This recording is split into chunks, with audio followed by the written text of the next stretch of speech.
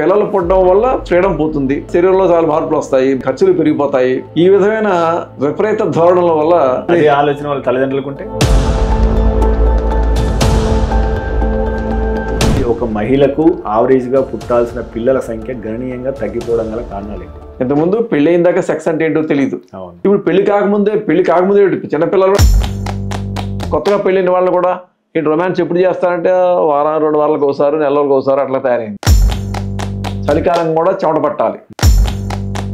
ఏ రోజైతే మనం యాక్టివిటీ చేస్తారో ఆ రోజే తినడానికి అర్హత ఉన్నట్టు లెక్క. మేల్ సెక్సువల్ హెల్త్ గురించి ఉన్న అపోహలు వాటిని ఏ రకంగా అవగాహన పెంచుతారు? సెక్స్ ఎడ్యుకేషన్ అంటే సెక్స్ ఎట్లా చేయాలనేది కాదు. అంటే ఆ టాపిక్ తీస్తేనే అందరికి ఏవేవో ఆశలు, అనుమానాలు. కానీ యూరాలజిస్టులు ఎక్కడ సెక్స్ స్పెషలిస్ట్ రాసుకోరు. సో కాబట్టి పూర్వకాలం 2 లీటర్ల పాలు ఇచ్చే గోవు ఇప్పుడు 20 లీటర్లు ఇస్తుంది. ఎలా? హార్మోన్స్. ఫిమేల్ హార్మోన్స్ డోస్ ఎక్కువైపోతాయి శరీరంలో, మగతనం పోయి ఆడతనం వస్తుంది శరీరంలో. ఇప్పుడు హస్తప్రయోగం ఒకటి, శీఘ్రస్ఖలనం ఒకటి, అదే రకంగా అంగస్తంభన ఒకటి. So what is normal, what is abnormal, ఈ 3 విషయాలు. ఇది మాస్టర్బేషన్ అనేది ప్రతి మగవాడు చేసే పని.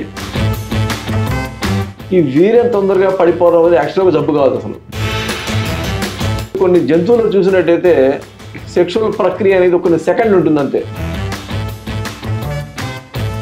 అంటే అంగస్తంభన సరిగా లేకపోతే అసలు సెక్స్ అనేది జరగదు. అంగస్తంభన లోపాలకు కూడా కారణం చాలా ఉంటాయి. ఒకటి, వీడియోలు చూసి వాడు ఏదో గంట సేపు చేసేస్తున్నాడు, వాడికి ఎంత పొడుగుంది.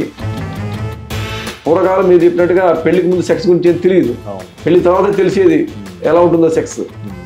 ఇప్పుడు ఇవన్నీ చూడడం వల్ల ఈ ఇంటర్నెట్లో చూపించే వీడియోస్లో పురుషాంగం ఎవరికైతే బాగా ఎక్కువ సైజులో ఉంటుందో.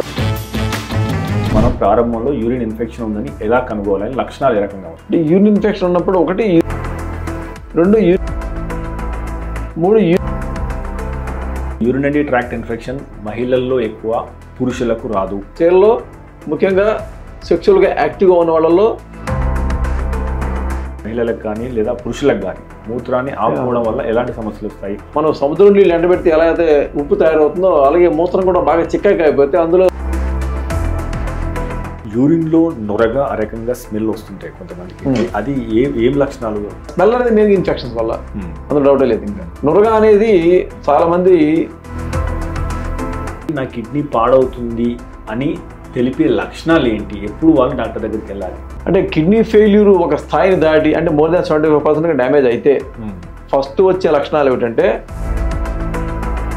నా ఫ్యూచర్లో ఎప్పుడు డయాలసిస్ స్థాయికి వెళ్ళొద్దు అనుకుంటే వాళ్ళు ఎటువంటి జీవనశైలిని పాటించాలి? చాలా మందికి హాస్పిటల్కి ఫస్ట్ టైం వచ్చేటప్పటికి కిడ్నీస్ డ్యామేజ్ అయిపోయి ఉంటాయి, వాళ్ళకి బీపీ ఉన్నట్టే తెలియదు అసలు.